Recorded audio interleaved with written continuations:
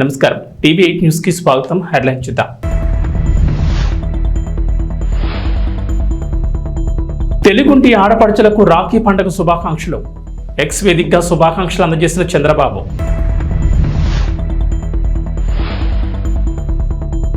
రుణమాఫీ కాకపోవడానికి 31 సాంకేతిక సమస్యలు.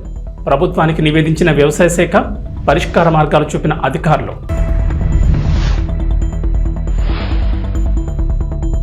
5 ఏళ్ల తర్వాత రాష్ట్రంలో ప్రారంభమైన అన్నా క్యాంటీన్లు. 5 రూపాయలకి ఆహారం అందజేస్తున్న కూటమి ప్రభుత్వం. ₹1 కోటి విరాళం ఇచ్చిన గోకరాజు గంగరాజు.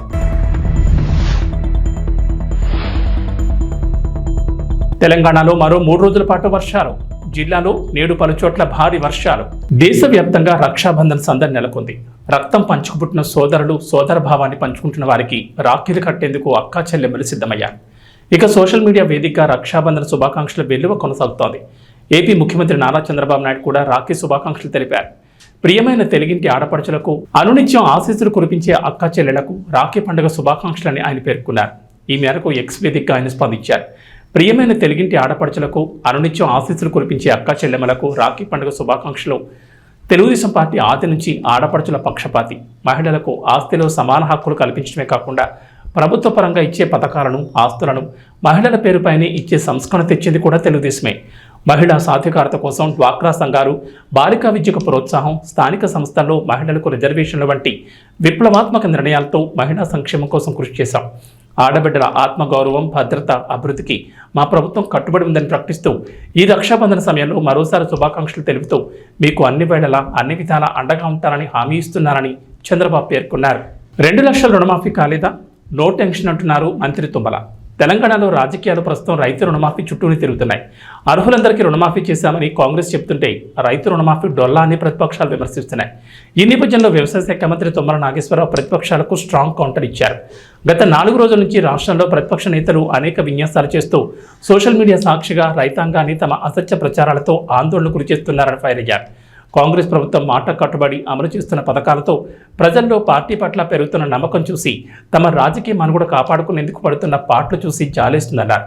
ఒకరేమో లక్ష మాఫీ చేయడానికి అపసోపాలు పడి చివరికి సగం మంది కూడా చేయలేక రైతుల నమ్మకం కోల్పోయిన వారని, ఇంకొకరు తాము అధికారంలో ఉన్న ఏ ఇతర రాష్ట్రాల్లోనూ ఇప్పటిదాకా రుణమాఫీ పథకం ఆలోచన చేయని వారని బీఆర్ఎస్, బీజేపీలను ఉద్దేశించి ఎద్దేవా చేశారు.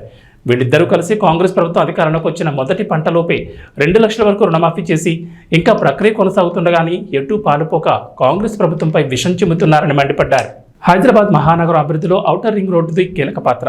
ఏ ప్రాంతమైన అభివృద్ధి చెందాలంటే రోడ్డు కనెక్టివిటీ ఉండి తీరాల్సింది. అలా ఔటర్ రింగ్ రోడ్ ద్వారా హైదరాబాద్ గణనీయమైన అభివృద్ధిని సాధించింది. ఇక ఈ అభివృద్ధి హైదరాబాద్ వరకే పరిమితం కాకుండా చుట్టుపక్కల జిల్లాలకు కూడా విస్తరించాలని రాష్ట్ర ప్రభుత్వం కీలక నిర్ణయం తీసుకున్న సంగతి తెలిసింది.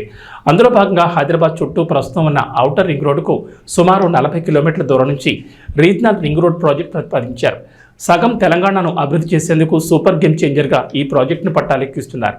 అయితే ఈ ప్రాజెక్టు నిర్మాణంపై కేంద్రం కీలక నిర్ణయం తీసుకుంది. రీజనల్ రింగ్ రోడ్డుకు ప్రాధాన్యతనిస్తూ కేంద్ర జాతీయ రహదారుల మంత్రిత్వ శాఖ కార్యాచరణ 2047లో RRRను తాజాగా చేర్చారు. వికసిత్ భారత్లో భాగంగా విస్తరించాల్సిన రహదారుల ప్రణాళికను కేంద్రం ఇటీవల రూపొందించిన సంగతి తెలిసింది. ఆ జాబితాలో రీజనల్ రింగ్ రోడ్ను కూడా చేర్చడంతో దీని నిర్మాణ ప్రక్రియ వేగం అందుకుంటుందని అధికారులు భావిస్తున్నారు. త్వరలోనే ఈ ప్రాజెక్టు పట్టాలెక్కుతుందని, చాలా వేగంగా పనులు కొనసాగుతాయని చెప్తున్నారు. తెలంగాణ ప్రభుత్వం 2 లక్షల రైతు రుణమాఫీ అమలు చేసిన సంగతి తెలిసింది. 3 విడతల్లో మాఫీని అమలు చేశారు. తొలి విడతలో 1,00,000 వరకు, ఆ తర్వాత 1,00,000 నుంచి 1,50,000, మూడో విడతలో 1,50,000 నుంచి 2 లక్షల వరకు రుణాలు మాఫీ చేశారు. అయితే కొందరు రైతులకు అర్హతలున్న రైతు రుణమాఫీ కాలేదు. దీంతో ఆయా రైతులు రోడ్డుకి ఆందోళన నిర్వహిస్తున్నారు. ప్రభుత్వానికి వ్యతిరేకంగా నినాదాలు చేస్తున్నారు. ప్రతిపక్షాలు కూడా వారికి మద్దతుగా నిలుస్తున్నాయి. కాగా పలువురు రైతులకు రుణమాఫీ అర్హత ఉన్న టెక్నికల్ సమస్యల కారణంగా రుణమాఫీ వర్తించలేదని ప్రభుత్వం గుర్తించింది. ముఖ్యంగా పంట రుణాల మాఫీ పథకం అమల్లో 31 సాంకేతిక సమస్యలను తాజాగా తెలంగాణ వ్యవసాయ శాఖ గుర్తించింది. వాటికి కారణాలను తెలియజేస్తూ పరిష్కారాలను కూడా సూచిస్తూ ప్రభుత్వానికి ఒక నివేదిక పంపించింది. పరిష్కారాల్లో కొన్ని ప్రభుత్వ పరిధిలో, మరికొన్ని బ్యాంకుల పరిధిలో ఉన్నట్లు వ్యవసాయ శాఖ వెల్లడించింది. రుణమాఫీ కాని అన్నదాతలకు 31 టెక్నికల్ కారణాల జాబితాను అందించి అందులో వారికి సంబంధించిన సమస్యను, దానికి పరిష్కారాన్ని తెలియజేయాలని ప్రభుత్వాన్ని కోరింది. రాష్ట్రంలో కూటమి అధికారంలోకి రావడంతో 2019కి ముందు అమలైన పథకాలను ప్రభుత్వం మళ్లీ ప్రారంభిస్తోంది. ఆగస్టు 15న స్వాతంత్ర దినోత్సవం సందర్భంగా పేదలకు ₹5 ఆహారం అందించి అన్నా క్యాంటీన్లను పునఃప్రారంభించారు. కృష్ణా జిల్లా గుడివాడలో ముఖ్యమంత్రి చంద్రబాబు నాయుడు ప్రారంభించగా మర్నాడు రాష్ట్ర వ్యాప్తంగా వివిధ ప్రాంతాల్లో మంత్రులు ఎమ్మెల్యేలు ప్రారంభించిన విషయం తెలిసిందే. కాగా అన్న క్యాంటీన్ ట్రస్టుకు విరాళాలు అందజేయాలన్న చంద్రబాబు పిలుపునకు విశేష స్పందన వస్తోంది. పలువురు ముందుకొచ్చి పెద్ద మొత్తంలో విరాళాలు అందజేస్తున్నారు. తాజాగా అన్న క్యాంటీన్ నిర్వహణకు మాజీ MP Laila group chairman doctor Gokaraju Gangaraju ₹1 విరాళాలు అందజేశారు. ఈ విషయాన్ని టీడీపీ జాతీయ కార్యదర్శి విద్యాశాఖ మంత్రి లోకేష్ ఎక్స్లో వెల్లడించారు. ఆయన ఉదారమైన సహకారానికి లోకేష్ ధన్యవాదాలు తెలిపారు. ముఖ్యమంత్రి చంద్రబాబు నాయుడు నాయకత్వంలో మెరుగైన ఆంధ్రప్రదేశ్ ఏర్పాటుకు అందరూ భాగస్వాములవుతున్నారు. అన్నా క్యాంటీన్ నిర్వహణకు మాజీ ఎంపీ గంగరాజు ₹1 విరాళం ఇచ్చారు. ఆయన సహకారాన్ని అభినందిస్తున్నామని లోకేష్ తెలిపారు. ఆంధ్రప్రదేశ్ ముఖ్యమంత్రి నారా చంద్రబాబు నాయుడు సోమవారం తిరుపతి జిల్లాలో పర్యటించనున్నారు. తిరుపతి జిల్లా సచివేడ్ నియోజకవర్గంలోని శ్రీ సిటీలో సీఎం చంద్రబాబు వివిధ ప్రాజెక్టులకు శంకుస్థాపనలు ప్రారంభోత్సవాలు చేయనున్నారు. ఉండవల్లిలోని తన నివాసం నుంచి ఉదయం 10 గంటలకు బయలుదేరనున్న సీఎం 11:30 తిరుపతి ఎయిర్పోర్టుకు చేరుకోనున్నారు. అక్కడి నుంచి హెలికాప్టర్ ద్వారా శ్రీ సిటీకి వెళ్తారు. శ్రీ సిటీలో ఏర్పాటు చేసిన 15 సంస్థల కార్యకలాపాలను చంద్రబాబు సోమవారం ప్రారంభిస్తారు. అలాగే మరో 7 సంస్థలకు శంకుస్థాపన చేయనున్నారు. 900 కోట్ల పెట్టుబడులతో ఏర్పాటయ్యే ఈ సంస్థల ద్వారా 2740 మంది యువతకు ఉద్యోగ ఉపాధి అవకాశాలు దక్కనున్నాయి. అలాగే మరో 1213 కోట్ల పెట్టుబడులకు సంబంధించి 4 కంపెనీలతో ఏపీ ప్రభుత్వం ఒప్పందం కుదుర్చుకోనుంది. ప్రారంభోత్సవాలు శంకుస్థాపన తర్వాత శ్రీ సిటీ బిజినెస్ సెంటర్లో పలు కంపెనీల సీఈఓలతో చంద్రబాబు సమావేశమవుతారు. శ్రీ సిటీ పర్యటన తర్వాత నెల్లూరు జిల్లాకు వెళ్లిన చంద్రబాబు సోమశిల సాగునీటి ప్రాజెక్టును సందర్శిస్తారు. తిరిగి సాయంత్రానికి ఉండవల్లికి చేరుకుంటారని ముఖ్యమంత్రి కార్యాలయ వర్గాలు వెల్లడించాయి. శ్రీ సిటీలో సీఎం చంద్రబాబు నాయుడు చేతుల మీదుగా దక్షిణ కొరియా, ఇజ్రాయెల్, జపాన్, జర్మనీకి చెందిన సంస్థలతో పాటుగా దేశీయ సంస్థలు కూడా కార్యకలాపాలు ప్రారంభించనున్నాయి.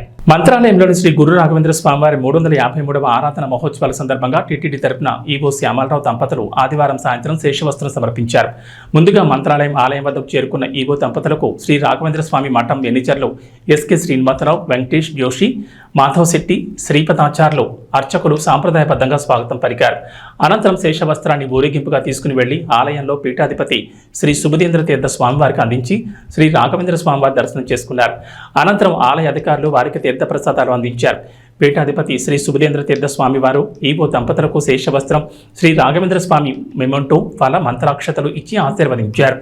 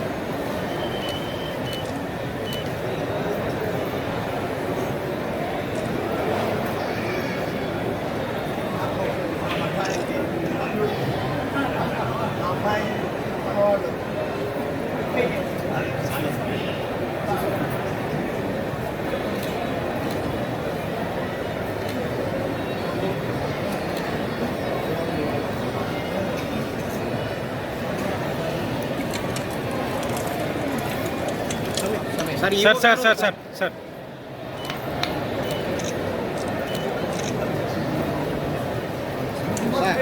स्वामी जी बुद्धि ಪ್ರಾರ್ಥನೋತ್ಸವ, ಗೋ ಗಜಾಶ್ವ ಪೂಜೆಗಳು, ಲಕ್ಷ್ಮೀ ಪೂಜಾ ಮುಂತಾದ ಕಾರ್ಯಕ್ರಮಗಳು ಪ್ರಾರಂಭವಾಗುತ್ತವೆ. ಧ್ವಜಾರೋಹಣ ಶ್ರೀಮಠದ ಹೊರಗಿನ ಪ್ರಾಂಗಣದಲ್ಲಿ ನಡೆಯುತ್ತದೆ. ಎಲ್ಲರೂ ಸಕಾಲಕ್ಕೆ ಕಾರ್ಯಕ್ರಮದ నంద్యాల జిల్లా డోన్పట్నంలో ఆదివారం రాత్రి ఎన్ఎస్యూ ఆధ్వర్యంలో కొవ్వొత్తులతో నిరసన కార్యక్రమం చేపట్టారు. దేశవ్యాప్తంగా మహిళలపై జరుగుతున్న అత్యాచారాలు రోజురోజుకి పెరుగుతున్నాయని, అయితే ఇప్పుడు ఉన్నటువంటి చట్టాలు నిందితులను ఏమీ చేయలేకపోతున్నాయని, అందుకే మహిళా చట్టాల్లో మార్పులు తీసుకొచ్చే అవసరం ఎంతైనా ఉందని, మహిళలపై చేస్తున్న దాడులపై చట్టాలను మార్చి నిందితులకు తక్షణమే శిక్ష పడే విధంగా చట్టాలను తీసుకురావాలని డోన్లోని పాత బస్టాండ్ సర్కిల్ గాంధీ విగ్రహం ఎదుట కొవ్వొత్తుల ప్రదర్శన చేపట్టారు. ఈ కార్యక్రమంలో ఎన్ఎస్యూఐ తెలుగు విజయ్ కుమార్, యువకులు శేక్ష్మవల్లి, అడ్వకేట్ సుబ్బు యాదవ్, విద్యార్థి సంఘ నాయకులు శివన్నను పాల్గొన్నారు. అనంతరం మాట్లాడుతూ ఈ నెల ఆగస్టు 9న కోల్కతాలో జరిగిన ట్రైనింగ్ డ్యూటీ మహిళా డాక్టర్పై సంజయ్ రాయ్ మరికొంతమంది దుండగులు అత్యాచారం చేసి ఇన్ని రోజులు అవుతున్నప్పటికీ కేవలం ఒక్కరిని మాత్రమే అరెస్ట్ చేసి మిగతా వారిని అరెస్ట్ చేయకపోవడం వెనుక ఉన్న కారణాలేంటో వారికి అర్థం కావడం లేదని, అయితే ట్రైనింగ్ డ్యూటీ డాక్టర్పై అతి కిరాతకంగా అత్యాచారానికి పాల్పడినట్లు వారిని ఉరితీయాలంటూ దేశవ్యాప్తంగా నినాదాలు చేస్తున్నారని, కేంద్ర రాష్ట్ర ప్రభుత్వాలు మాత్రం సిబిఐ విచారణ అంటూ కాలయాపన చేయడం ఏంటని, అయితే దేశంలో ఏదో ఒక మూలన ప్రతిరోజు మహిళలపై దాడులు జరుగుతూనే ఉన్నాయని, అయితే 2024 జనవరి నుంచి ఆగస్టు నెలలోపు దేశవ్యాప్తంగా 900 అత్యాచార కేసులు నమోదు కావడం చాలా బాధాకరమని, పరువు కోసం కేసులు నమోదు కానివి ఇంకెన్నో అని వారు ఆవేదన వ్యక్తం చేశారు. అక్కడ పనిచేస్తున్నటువంటి ఒక సిబ్బంది కాంట్రాక్ట్ బేసిస్ లో పనిచేస్తున్నటువంటి సిబ్బంది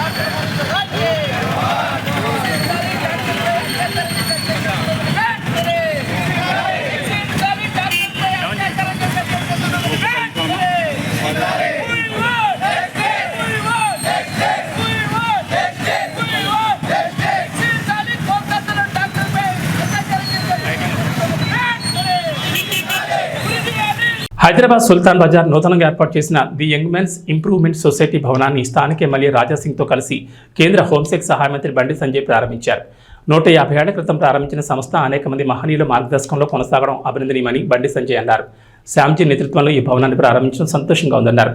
లక్ష్యం లేకుండా ఏ సంస్థ ముందుకు సాగదని, కానీ ఈ సంస్థకు లక్ష్యం ఉందని వెల్లడించారు. క్లినిక్, లైబ్రరీ, సమావేశ మందిరం, శిక్షణ, సేవా కార్యక్రమాల కోసం ఈ కేంద్రం ఉపయోగపడుతుందని తెలిపారు. గొప్ప వ్యక్తుల చరిత్రను గెలుచుకోవాల్సిన అవసరం ఉందన్నారు. ప్రపంచంలో అనేక దేశాలు భారతదేశంపై కుట్రలు చేస్తున్నాయని, దీన్ని ప్రధాని మోడీ సమర్థవంతంగా ఎదుర్కొంటున్నారన్నారు. బంగ్లాదేశ్లో భారతీయులపై దాడులపై మాట్లాడుతున్న వారు మొదట భవిష్యత్తులో భారత్లో ఇలాంటి ఘటనలు ఏర్పడితే ఎలా ఎదుర్కోవాలో ఆలోచించాలని కోరారు. హిందూ ధర్మం పరిరక్షణ కోసం ముందుకు రావాలని, గోహత్యలు, లవ్ జిహాద్ నియంత్రించడం కోసం ఇలాంటి కేంద్రాల్లో సమావేశాలు నిర్వహించాలని బండి సంజయ్ కోరారు.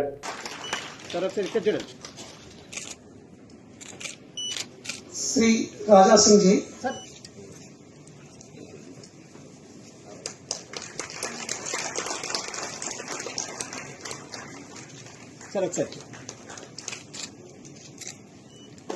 శ్రీ ప్రసన్న కుమార్ జీ, అదేవిధంగా శ్రీ సంత్ సమర్థ సామాజిక సంస్థ ద్వారా కూడా వచ్చిన ప్రతినిధులు ఉన్నారు. వాళ్ళందరూ కూడా సన్మానం చేస్తా ఉన్నారు. ప్రారంభించినటువంటి ఈ సంస్థ అనేక మంది మహానుభావుల యొక్క మార్గదర్శనంలో ఇప్పటి వరకు కూడా ఇంకా కొనసాగుతుండడం, ఇన్ని సంవత్సరాల తర్వాత పెద్దలు శ్యామ్జీ వారు ముందుకు వచ్చి తప్పకుండా దీనికి ఒక భవనం ఉండాలి, అనేక కార్యక్రమాలు నిర్వహిస్తున్నాం, ఒక కేంద్రంగా మనం ఏర్పాటు చేసుకోవాలని చెప్పి ఒక సంకల్పం తీసుకొని వారి నేతృత్వంలో వారి యొక్క ఆలోచన మేరకు ఇంత మంచి భవనాన్ని ఈరోజు ప్రారంభించుకోవడం నిజంగా చాలా సంతోషం. సంస్థకు ఏ సంస్థకైనా ఒక లక్ష్యం లేకుండా సంస్థ ముందుకు సాగే పరిస్థితి ఉండదు. ఇప్పుడు పెద్దలు శ్యామ్జీ వారు చెప్పినట్టు సంస్థకు లక్ష్యం ఉంది. ఆ లక్ష్యాన్ని చేరుకోవాలంటే ఒక కేంద్రం ఏర్పడాలి.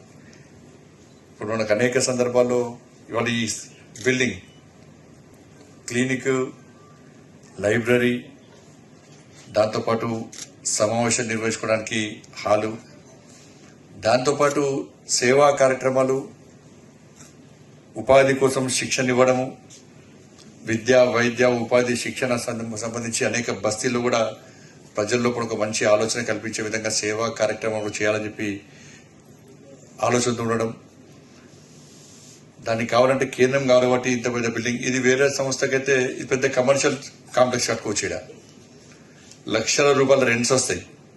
దాంతో ఎక్కువ చిన్న భవనం తీసుకొని మనం ఒక కార్యాలయం పెట్టుకుంటే సరిపోతుంది. కానీ ఇతర ఆర్గనైజేషన్స్ కు మనకు తేడా, ఇవాళ మన ఆర్గనైజేషన్ సంబంధించి ఇంతకుముందు శ్యామ్జీ వారు చెప్పినట్టు అయితే కేశవ మెమోరియల్ లేకుంటే ఆర్వికే వేరే చాలా కేంద్రాలు, చాలా సెంటర్స్ హాల్స్ కూడా మనకి ఇచ్చే పరిస్థితి లేదు. కొంతమంది భయానికి ఇయ్యరు, కొంతమంది ఇయ్యొద్దనియరు, కొంతమంది ఇచ్చే ఆలోచన ఉన్న మొహమాట పడుకుంటూ ఇచ్చే పరిస్థితి లేదన్న.